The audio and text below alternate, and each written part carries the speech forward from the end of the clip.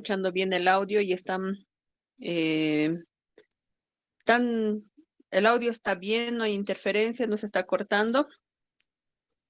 Sí, creo que está bien.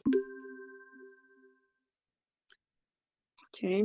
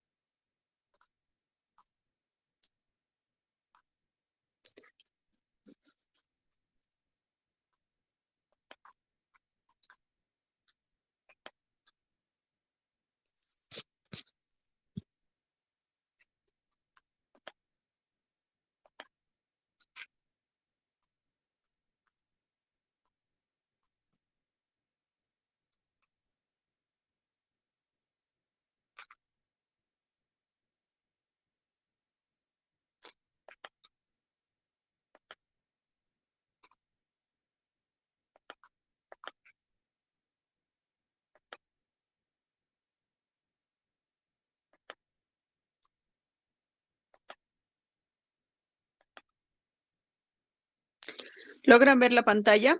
Hace rato ya se estaba compartiendo. ¿Todavía la están viendo? No, no, doctora, no se ve. Nada. Aquí vamos a volver a compartir No, entonces. no se ve. Listo, vamos a volver a compartir. Espérenme un momento.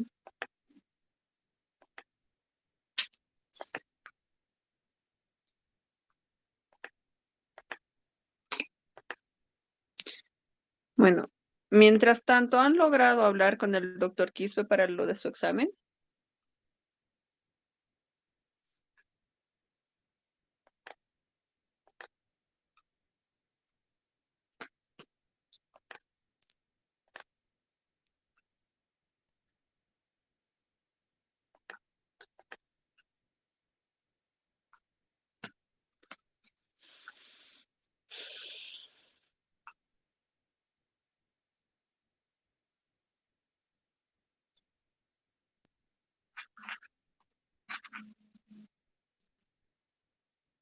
Dado que a lo que tengo entendido, los representantes de los cursos se van a encargar de comunicarse con el doc y ver si la solicitud que tenemos con el doctor se va a efectuar, digamos. De lo contrario, cualquier cosa, supongo que también el doctor le va a informar a usted. Sí, yo creo que sí.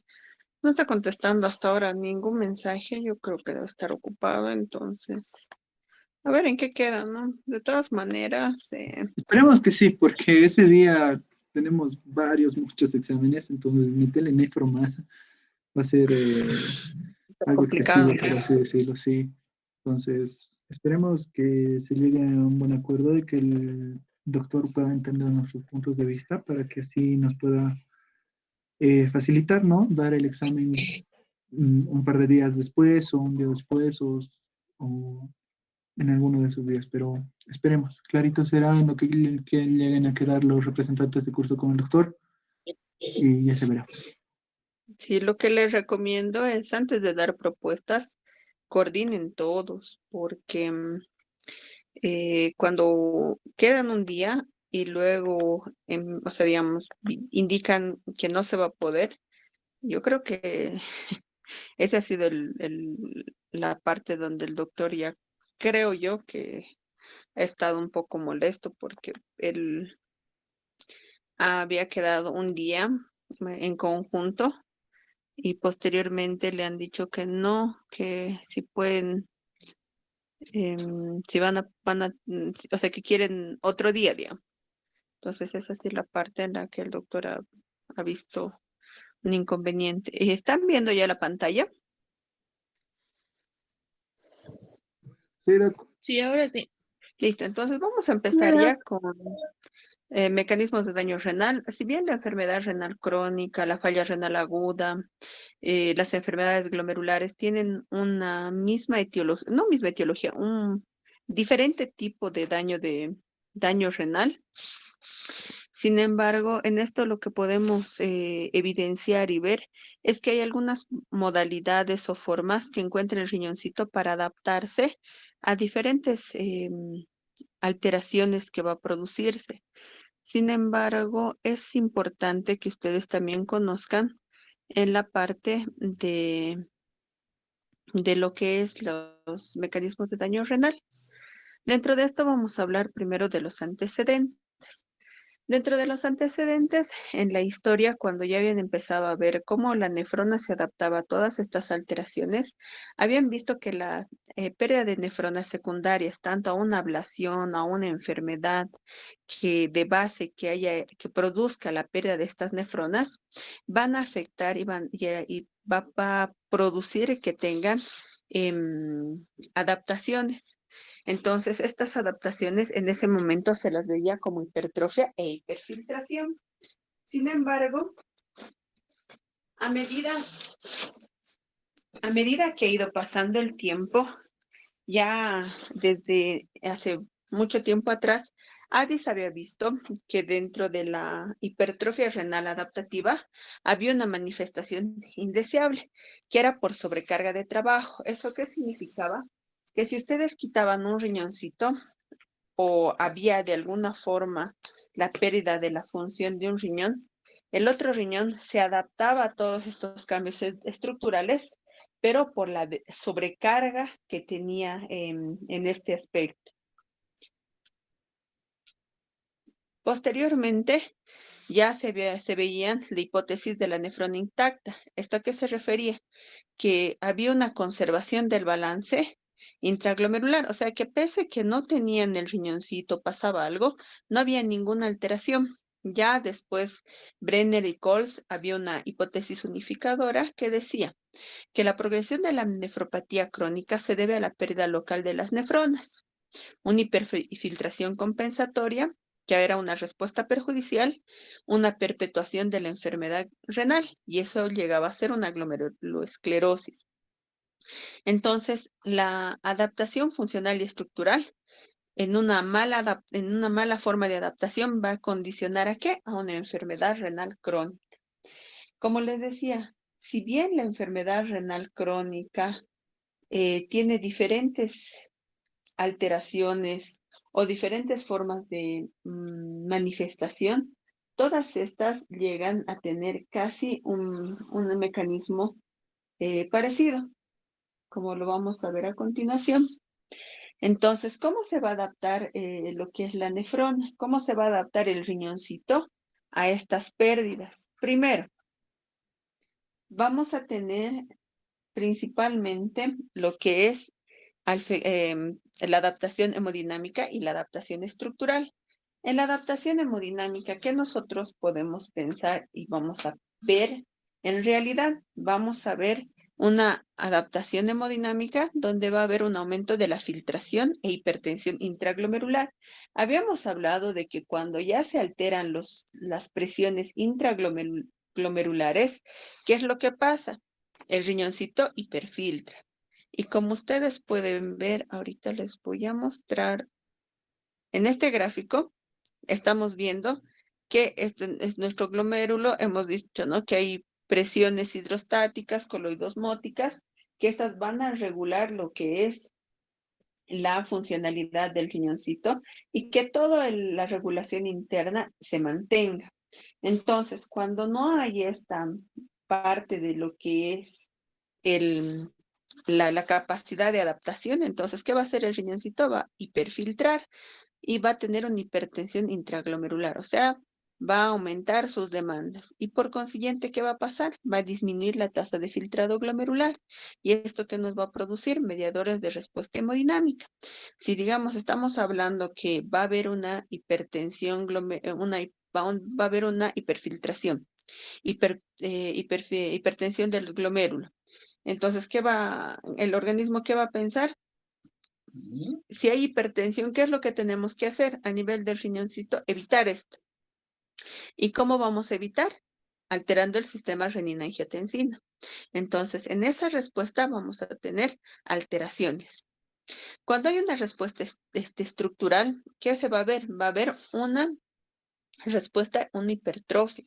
¿Y eso a qué se va a deber? A un aumento de tamaño y un aumento de peso.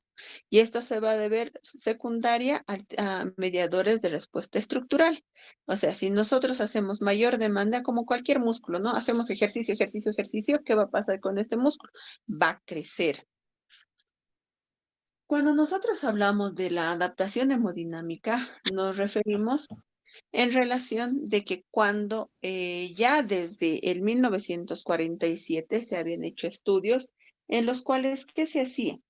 Se evidenciaba primero los riñones, se ha hecho estudios en ratas. En estas ratas, ¿qué es lo que hacían? Veían que al hacer la nefrectomía de un solo riñón, ¿qué características o qué es lo que producía? Ya entonces, que se ha visto que esta nefrectomía producía Doctora, que disculpe, no No, sabía su no estoy presentando. presentación. se ha cortado. Espéreme un momento. Espéreme un momento, se ha debido salir.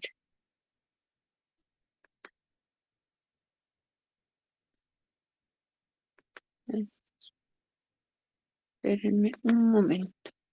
Se ha debido desconectar. Entonces, mientras va cargando, le sigo diciendo, ya desde el 1947 ya se había empezado a hacer esto de la nefrectomía. ¿Y qué es lo que hacían con esta nefrectomía? Han hecho esta nefrectomía en ratas para ver si estas ratas tenían la capacidad y qué es lo que pasaba cuando les quitaban un riñón. Entonces, habían visto que en estas ratitas ya estos animales presentaban un aumento de lo que era. Primero, ¿qué es lo que hacían? Un aumento de tamaño. Y para como una forma de compensación, tenían la parte de lo que era la hiperfiltración también hacían la hipertensión glomerular. Esto aumentaban, o sea, este riñoncito que quedaba aumentaba sus demandas, aumentando la tasa de filtrado a los 3 días hasta las 3 semanas. ¿Eso qué significaba? De 3 días a 3 semanas, este riñoncito suplía las necesidades del otro, pero ya después de este tiempo empezaba a disminuir la tasa de filtrado glomerular. ¿Esto qué es? ¿Esto a qué se refiere? Entonces, que si estas personas al investigar en ratas, le sacaban ellos el riñón a la rata, le dejaban con un solo riñón. Entonces ellos seguían estudiándolos y veían que cuando estas ya sacaban todo lo que era sacaban a la rata el riñón y hacían estudios continuos de función renal, la tasa de filtrado, veían y en un momento se daban cuenta que la función renal, la tasa de filtrado aumentaba, pero a medida que iba aumentando con el paso del tiempo, esta igual empezaba a bajar.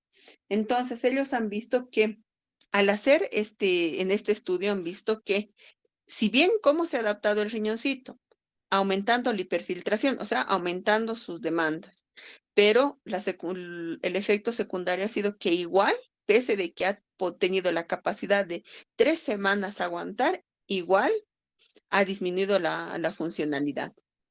Entonces, en la adaptación estructural, la suficiencia de un riñón para mantener la vida en animales. Eso había dicho Aristóteles. Y ya en 1869, Gustavo Simon hacía nefrectomía en los perritos y también observaba cómo el riñoncito que se quedaba crecía de 1.5 veces al cabo de los 20 días que ellos le sacaban los riñones. Entonces ellos veían que había aquí una adaptación ya estructural, o sea, el riñón crecía. Lo mismo pasa en la embarazada. Obviamente no se les quita el riñón a las embarazadas, ¿no? Pero las embarazadas, para suplir las demandas de la embarazada y el feto, entonces el riñoncito se adapta, empieza a hiperfiltrar, hipertrofiarse y crece también durante el embarazo el riñón. Por eso, cuando algunas enfermedades en el embarazo se denotan más, se manifiestan más en el embarazo porque si bien en teoría el embarazo es algo fisiológico, sino también nos llega a tener algún tipo de enfermedades sistémicas. Y ya luego, indican cuáles van a ser los mediadores de la respuesta hemodinámica?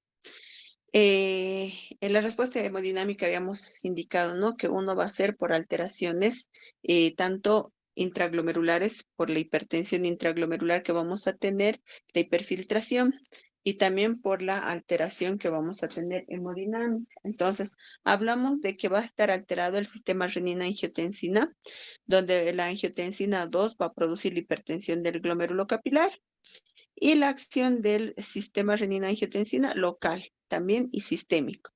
La endotelina igual se va a aumentar tras haber quitado el riñoncito. Y el óxido nítrico va a tener también un efecto tónico sobre la presión arterial sistémica y la perfusión. Y los eicosanoides igual van a aumentar la excreción urinaria de las prostaglandinas. Y también vamos a tener lo que es el péptido natriurético, que va a tener la adaptación funcional, también la reabsorción tubular. Esto va a producir también un aumento de la tasa de filtrado del glomérulo y por consiguiente vamos a tener una respuesta del riñoncito. Dentro de esto, ¿qué es lo que va a pasar? Cuando nosotros tenemos la disminución del número de nefronas, como están viendo en la pantalla, ay, pucha, perdón, me he equivocado. Cuando ustedes tienen la disminución del número de nefronas, digamos, ¿qué pasa? Una nefritis intersticial, necrosis tubular, o tienen una enfermedad sistémica, lupus, lo que sea.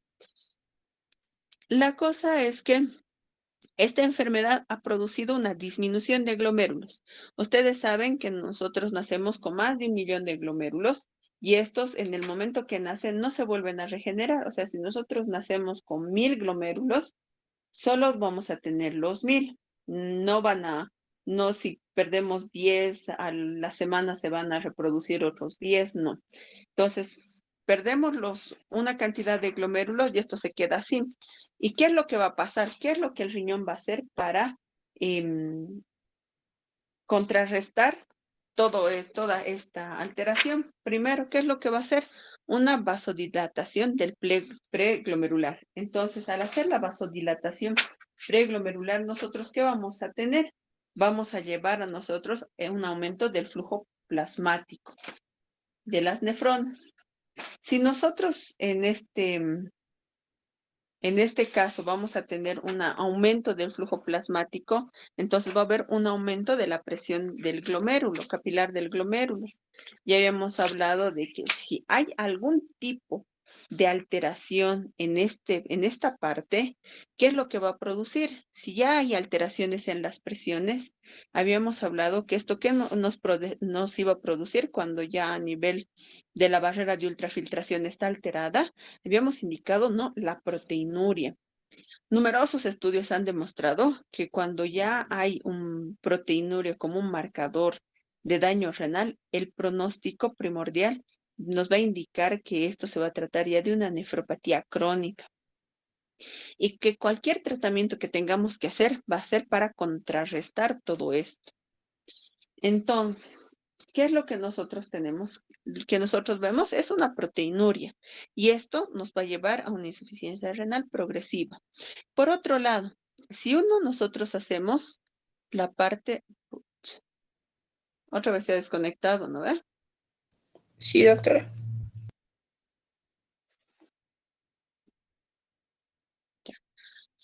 Esperaremos esta parte. Por otro lado, si nosotros vemos que la parte de la parte de la hiperfiltración, ¿qué es lo que vamos a tener? Nosotros ya hemos visto la hiperfiltración, ¿no? Que va a haber alteraciones, pero ahora nosotros habíamos visto también la hipertrofia, va a crecer. En este crecimiento que va a tener va a haber una síntesis de los factores de crecimiento y también factores fibroblásticos y proinflamatorios. ¿Y esto qué nos va a generar? Toda inflamación que condiciona fibrosis, ¿no es cierto? Y la fibrosis, ¿qué es? Un tipo de esclerosis. Entonces, si nosotros tenemos un daño de una parte del riñón que está dañándose, es como igual en la piel, su piel está bien, está sanita, ustedes tienen un rasguño, digamos. Pasa el rasguño ¿Y qué es lo que va a empezar? Le sale sangre y luego empiezan a venir las plaquetas para que dejen ustedes de sangrar y les queda como una cicatriz, ¿no es cierto? Es lo mismo que pasa. En el momento que el riñoncito llega a crecer, como es algo, no es algo natural, entonces empieza a tener un factor de proinflamatorios y llega a qué? Llega a producir un tipo de fibrosis. Y al estar produciendo un tipo de fibrosis, nos va a llevar a una glomerulosclerosis, que puede ser tanto focal, segmentaria o global. Entonces, ¿y esto a qué nos va a llevar? A una insuficiencia renal crónica.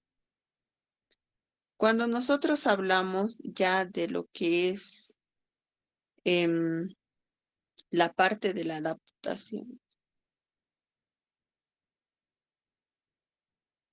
cuando nosotros ya vemos estos mecanismos de regulación que habíamos mencionado, ¿no? Ya la angiotensina 2. Entonces, ¿qué va a producir la angiotensina 2? La elevación de la angiotensina, la elevación va a producir ¿qué? Resistencia arteriolar aferente. Nos va a producir una resistencia arteriolar eferente, nos va a aumentar la presión hidrostática del glomérulo capilar, que también nos va a producir. ¿Están logrando ver la pantalla o ya no ven? Yo creo que no están viendo. Se ve, Doc. ¿Se ve? Sí se ve, Sí. Doc.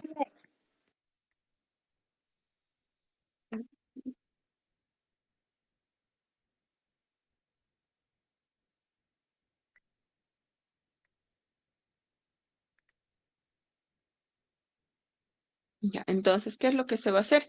También se va a ver una disminución del flujo plasmático glomerular. Luego vamos a tener el coeficiente de ultrafiltración que puede estar disminuido, puede estar igual. Vamos a tener el flujo del glomérulo de cada nefrona. También vamos a ver que puede estar disminuido normal. Y vamos a ver el flujo plasmático renal va a estar disminuido y puede o no tener alteraciones en la tasa de filtrado del glomérulo. Ya en la endotelina igual vamos a tener que tanto la resistencia arteriolar aferente, eferente, la presión del glomérulo hidrostática del glomérulo capilar, el flujo plasmático del glomérulo va a estar disminuida, el coeficiente también de ultrafiltración va a estar, de todas maneras puede estar disminuida y todos acá, ¿no? En una tablita que se los he puesto de cómo va a alterar esto en el ajuste de regulación de la parte del riñoncito. Entonces, ¿cómo va a verse paso a paso después de una nefrectomía o una ablación del 70% del riñón? Esto de una ablación del 70%, ¿a qué se refiere? Si, digamos, ustedes tienen no sé cómo decirles, han tomado hartos analgésicos y han hecho una falla renal aguda por nefritis intersticial o por necrosis tubular. Entonces, en esa parte, ustedes ya tienen una disminución de lo que es su función y ya han tenido un daño ya a nivel del glomérulo. ¿Y qué es lo que va a pasar?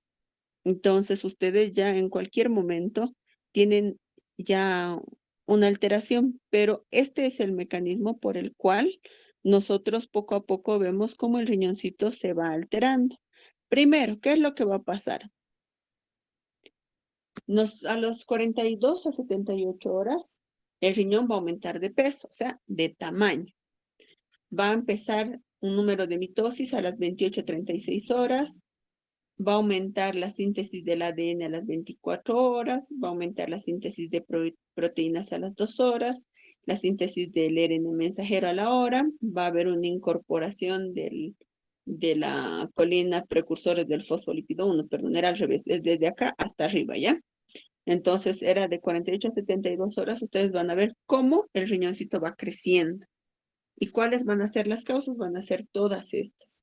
Entonces, dentro de los eventos cronológicos, eso significa que a las 48 a 72 horas, ustedes ya van a tener más o menos cuál va a ser el actuar de este riñoncito.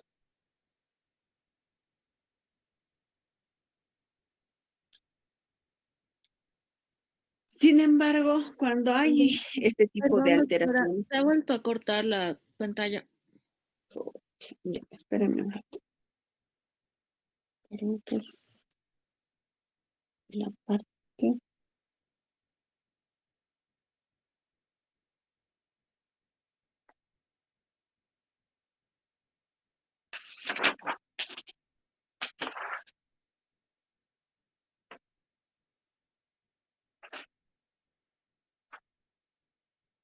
Ya. Entonces, como les decía, ¿no? Mm, Cuando ya vemos esto, tenemos una alteración de la que vamos a ver tanto de la parte hemodinámica como de la parte estructural. Cuando vemos la parte de la estructural, nosotros tenemos una parte de lo que es eh, cómo ver que este riñoncito está produciéndose el daño o podemos ver cuáles van a ser las alteraciones y tenemos hipótesis al respecto. Dentro de las hipótesis, ahorita ya se les va a compartir la pantalla. Dentro de las hipótesis tenemos uno que son los mecanismos de medicamentos que van a ayudar a ver cuánta carga de solutos vamos a tener.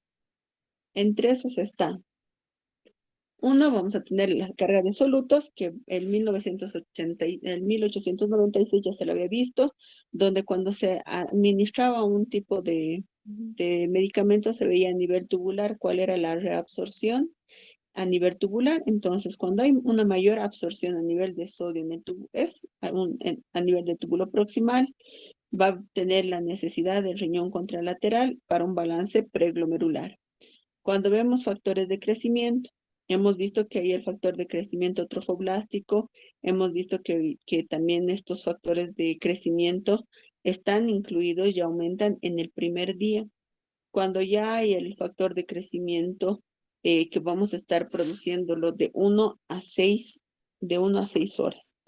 Dentro de los otros efectos, también tenemos los efectos endocrinos. Cuando hay un solo riñoncito, va a estar acompañado transitorio de una liberación pulsátil de la GH. También vamos a tener los renoprotectores, vamos a tener la renotropina que va a estar circulante, va a haber condiciones normales en las cuales un riñoncito va a poder sobrellevar todas estas demandas. Sin embargo, cuando nosotros vemos, ustedes pueden ver en esta imagen, cuando el rango normal está de la función del riñoncito, ustedes ven que la parte que menciona ahorita les voy a mostrar con esto del puntero. Ustedes ven, ¿no? Aquí está la creatinina y la urea. Cuando ustedes tienen un rango normal, entonces nosotros no vamos a tener ningún tipo de alteración. Pero cuando nosotros ya tenemos una parte disminuida del más del 25%, ya vemos cómo la parte está alterándose. Cuando nosotros vemos en la parte, la concentración plasmática también de lo que es el bicarbonato, los uratos, el potasio y los hidrogeniones, ¿qué es lo que vemos? Igual, cuando ya hay una disminución o una alteración de más del 25%, estamos hablando del 75% que está funcionando, entonces, ¿qué es lo que va a pasar? Igual va a haber una alteración. Ya cuando nosotros vemos el sodio y el cloro son los últimos en producir algún tipo de alteración. Es interesante recordar dónde se va a reabsorber la mayor cantidad de líquidos. Como ustedes ya se recordarán que a nivel del túbulo proximal es donde se reabsorben la mayor cantidad de líquidos, así como en el túbulo contorneado distal tiene la parte de hacer la regulación tanto del equilibrio ácido-base. Entonces, ¿qué es lo que nosotros tenemos que conocer? Si hay un aumento de la reabsorción a nivel tubular, tiene que haber el tamaño tiene que ser menor en relación a los segmentos. ¿Y esto que va a producir? Un aumento de la secreción del potasio, un aumento de la secreción vasolateral y de la actividad del sodio-potasio ATPasa, cuando hay un tipo de alteraciones. Y esto va a verse inversamente proporcional en el túbulo proximal.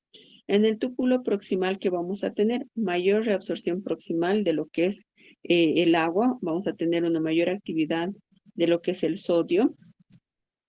Vamos a tener también una mayor reabsorción de líquido en 24 horas post-nefrectomía. Entonces, a ambos niveles ustedes ven que hay diferentes tipos de alteraciones y mecanismos de compensación.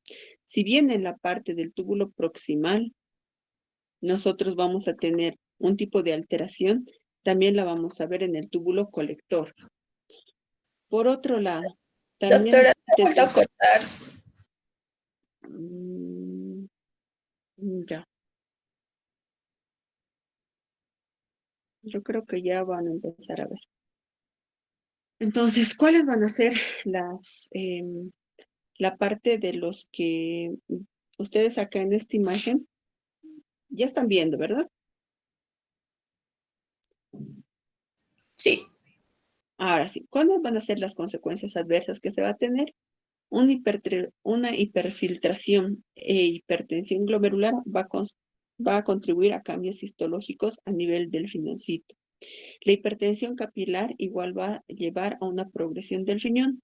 Entonces, ustedes ven, esta es nuestra tasa de filtrado y esta va a ser nuestras semanas posteriores a la nefrectomía. Entonces, ustedes ven que cuando cuando no usan ningún tipo de tratamiento, nosotros ¿qué vamos a tener? El que no usa ningún tratamiento es esto. Va a aumentar lo que es la capacidad de la funcionalidad hasta los 5 a 6 semanas. Sin embargo, cuando hay el uso de enalapril secundario, porque también el enalapril es el efecto que también tiene es a nivel del sistema renina-angiotensina, entonces igual lo vemos. Pero cuando nosotros no hacemos ninguna alteración a nivel renal, entonces tanto cuando no hay tratamiento y cuando el tratamiento es combinado, entonces nosotros vemos que este mecanismo se va a compensar. Pero si bien la hiperfiltración y la hipertensión intraglomerular van a producir cambios a lo que es a nivel del riñoncito, ¿cuáles van a ser estos cambios? Van a mostrar signos en el podocito. Entonces, ¿qué vamos a ver? Si nosotros nos acordamos cómo eran los podocitos eran unas estructuras que tenían como en imagen de guante, que tenían sus pedicelios, ¿verdad? Y eran lisos como esta partecita, pero en este podocito, ¿ustedes qué ven? Ya lo ven alterado, no ven ningún tipo de, eh, una estructura, no ven una estructura lisa.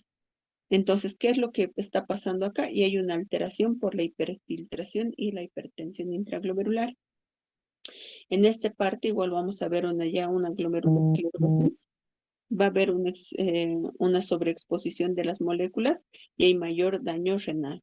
Como ustedes ven, cuando ven un podocito sanito, ustedes van a ver como esta imagen que les estoy señalando, así van a ver.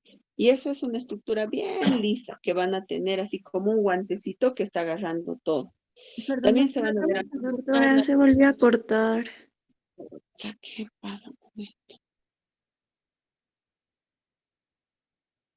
Ya.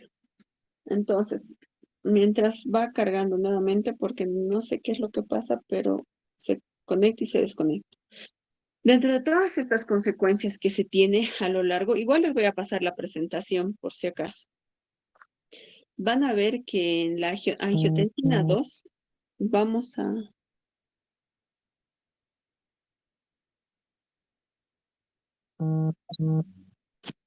Perdón, vamos a tener que a nivel de la angiotensina 2, esperen, ya se va a volver a cargar la pantalla. Vamos a esperar esto que se cargue porque este ya es un cuadro en el cual ustedes van a ver cuál es, en resumen, la adaptación del riñoncito, que prácticamente es todo, hiperfiltración e hipertrofia. Y con eso ustedes lo resumen en todo. ¿Y qué va a producir ambos? Va a producir proteinuria, alteración del sistema renina-angiotensina-aldosterona. Esperen un momento.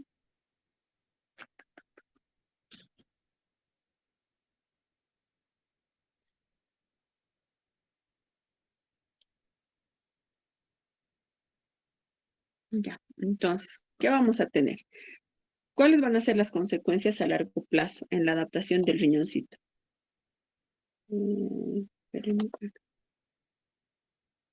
Van a tener que, va a haber la angiotensina 2, va a producir ¿qué?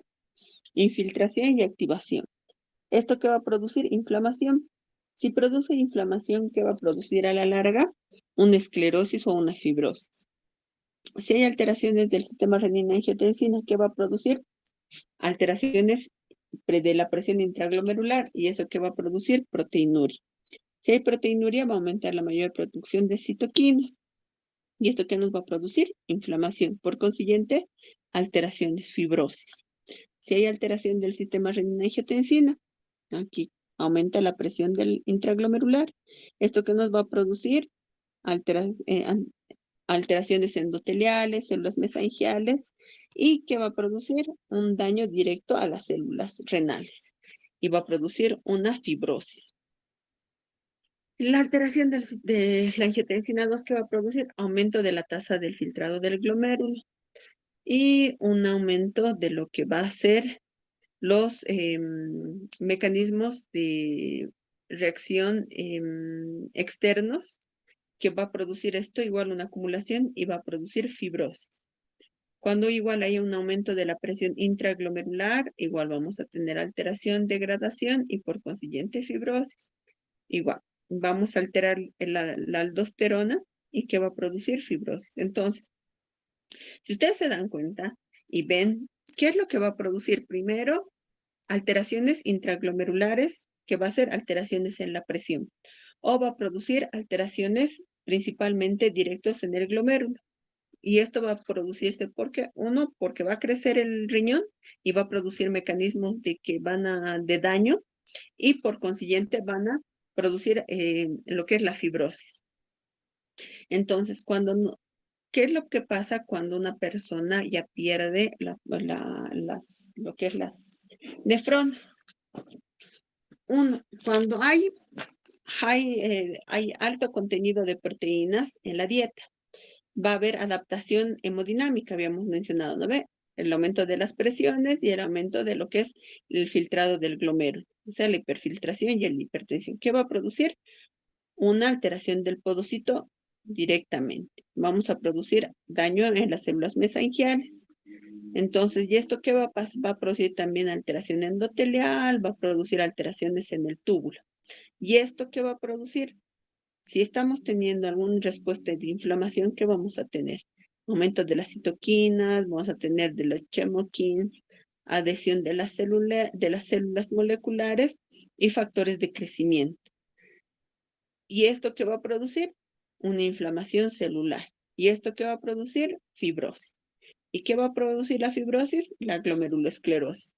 Entonces, si se dan cuenta, los dos únicos mecanismos por los cuales se desborda todo para el daño y la progresión es la hiperfiltración y la hipertrofia.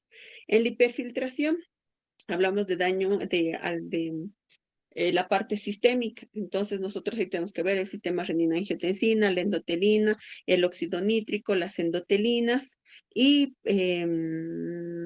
sí, solamente esos.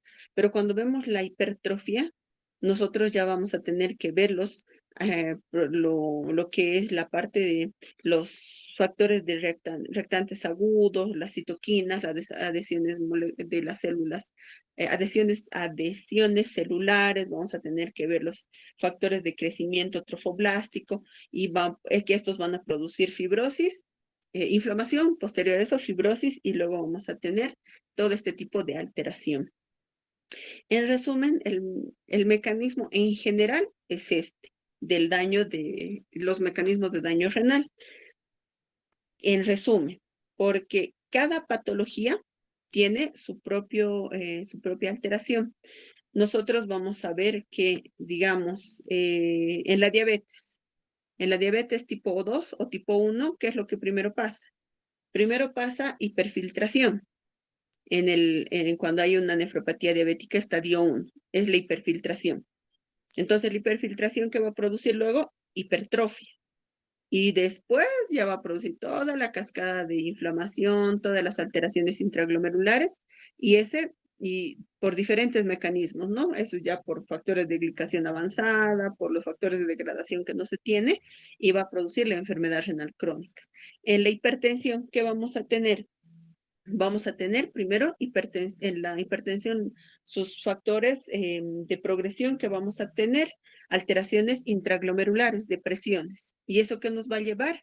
Si ya tenemos alteraciones de presiones a nivel oncótico, va a haber una alteración y no vamos a tener adecuadamente la barrera de ultrafiltración, va a salir proteínas. ¿Qué va a producir la proteinuria? Va a producir daño renal por diferentes causas.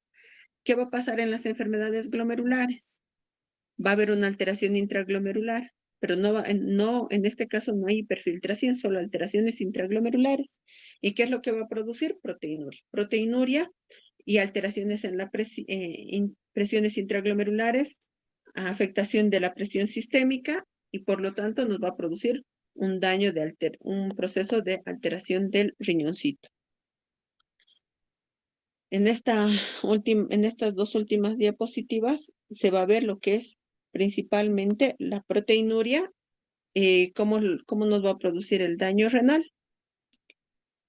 No estamos viendo la pantalla, doctora. Esperen un rato, ya se va a unir, yo creo.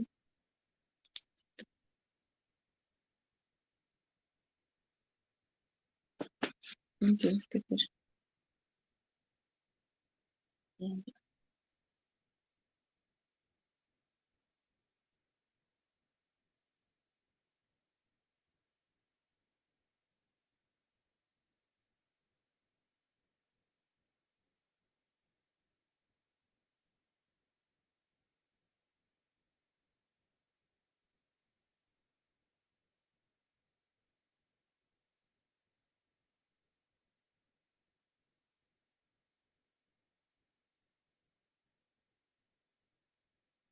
Entonces, acá les voy a mostrar las últimas dos diapositivas, en las cuales van a ver uno de la proteinuria y luego todo el daño renal. Ya, entonces acá vemos la proteinuria que va a producir reabsorción de proteínas a nivel tubular. Estas proteínas se van a acumular en los lisosomas, que va a producir infiltraciones celulares en el intersticio. Y al producir eso, ¿qué nos va a pasar? Va a producir fibrosis. Teniendo proteinura igual va a haber la activación de los receptores específicos, principalmente de los factores de transcriptores. Esto va a producir una producción de sustancias vasoactivas, fibrinogénicas, proinflamatorias de las células tubulares, de la endotelina, y eso nos va a producir igual fibrosis.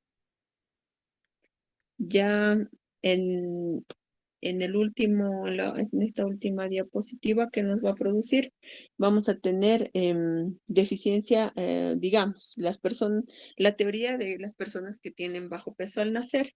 Entonces vamos a tener una disminución de los islotes del páncreas y por consiguiente, como no tenemos un adecuado crecimiento, vamos a tener disminución del número de nefrones.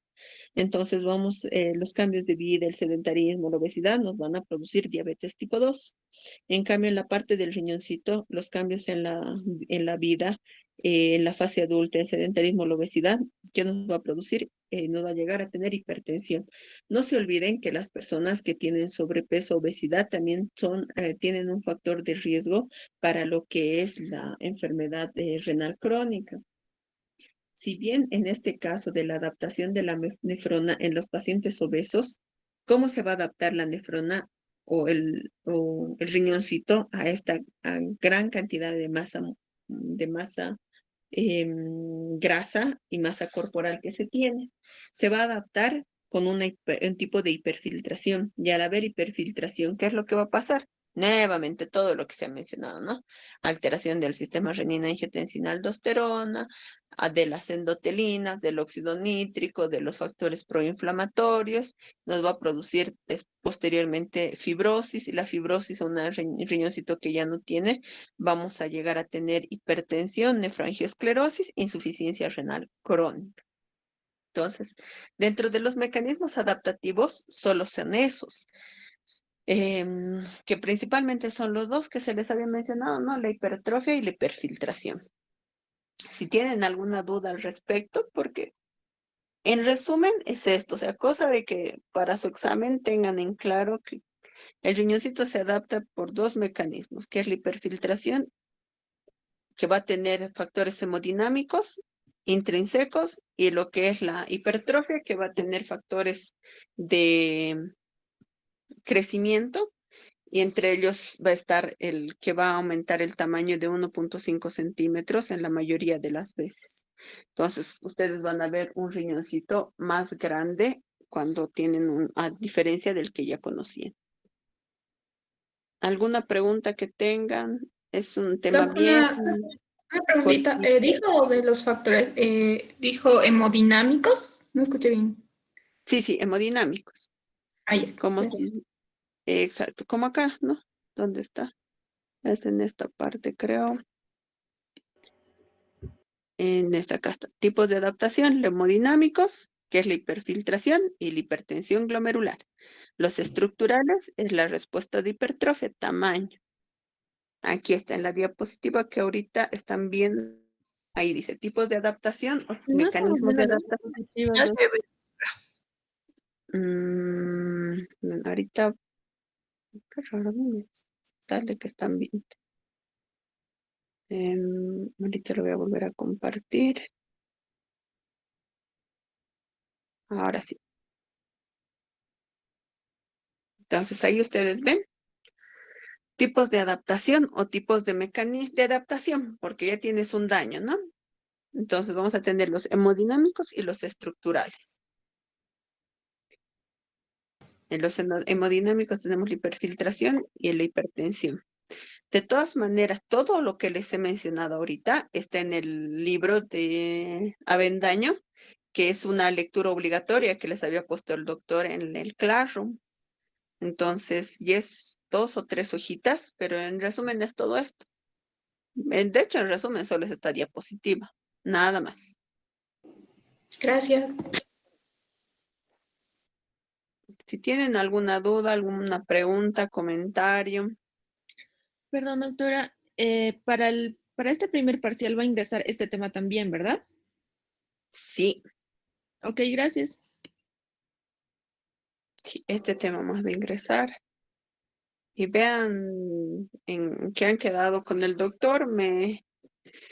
Si es el examen el domingo, yo no me hago problema, yo les tomo el domingo, el día que ustedes indiquen. Mañana es miércoles y el jueves.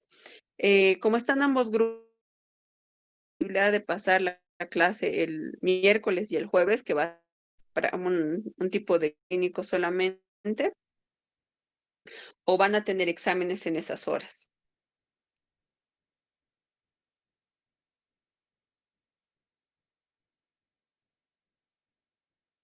De acuerdo, no la escuché bien. ¿Qué dijo? Mañana, miércoles y el jueves tenemos clases en teoría prácticas, donde tenemos, o sea, ya tengo 2 casos clínicos. ¿Ese horario está disponible o tienen algún examen programado?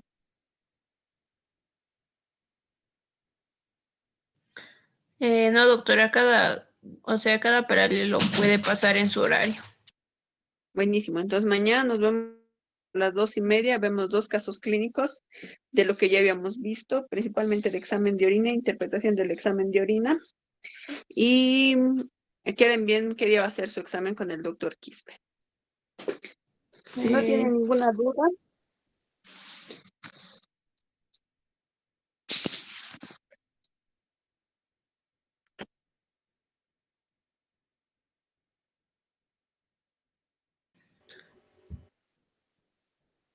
¿tienen alguna duda, algún comentario? No, doctora, ¿nos podría avisar si es que el decano se comunica con ustedes? Porque, como le había comentado el doctor Quispe, ya no nos ha respondido cuando le dijimos por qué no podemos dar el día viernes, así que hablamos con el doctor Espinosa. Y ya, bueno, seguro el doctor se va a molestar, pero bueno, no Es hay que, o problema. sea, al doctor porque nosotros, o sea, hay varios alumnos que tienen otros exámenes de otros semestres Ya. y tenemos también otros exámenes. Le hemos explicado todo eso al doctor Quispe, pero no nos ha respondido más. Ya, entonces, yo creo que si el decano le va a llamar, bueno, seguro tampoco no le va a contestar y me va a llamar a mí el doctor Espinosa. En todo caso, por mí no hay problema. Si dan el domingo, no hay problema. Si dan cualquier día, porque yo la disposición horaria es para mí más fácil, fines de Ajá. semana. Entonces, pero yo no me puedo saltar órdenes del doctor Quispe porque él es el jefe de cátedra de nefro. Entonces, si él me dice, vamos a tomar tal día, yo le digo, o sea, yo no me hago problema. Pero si ya han hablado con el doctor Espinosa, entonces lo más probable es que den el domingo.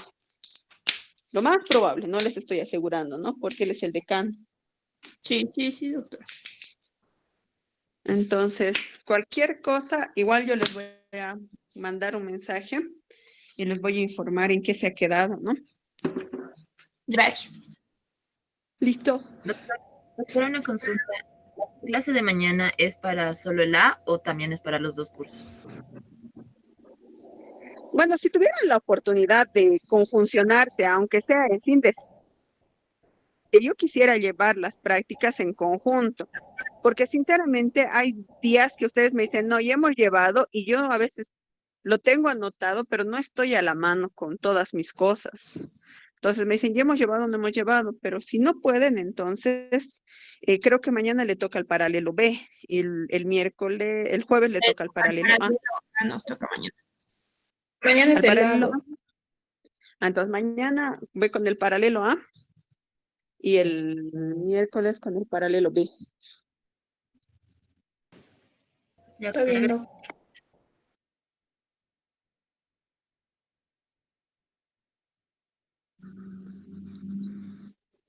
Ya, entonces, mañana con el paralelo A, ¿qué les parece si hacemos un examen,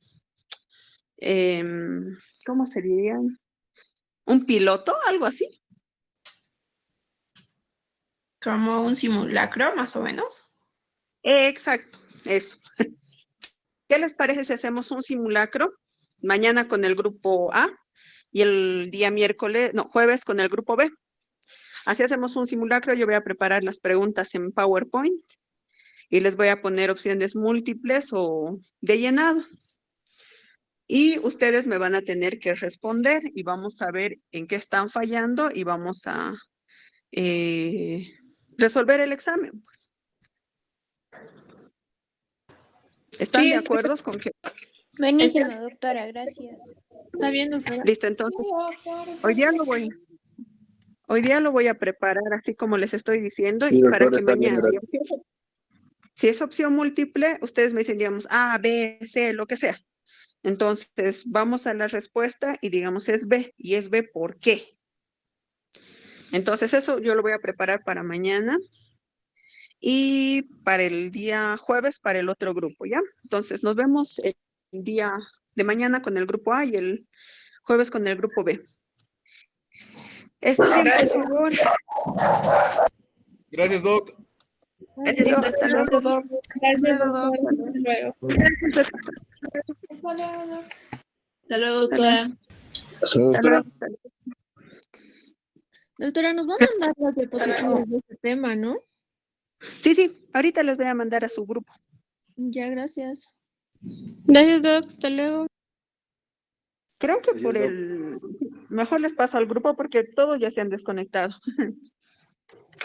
Pero les paso más tarde, por favor.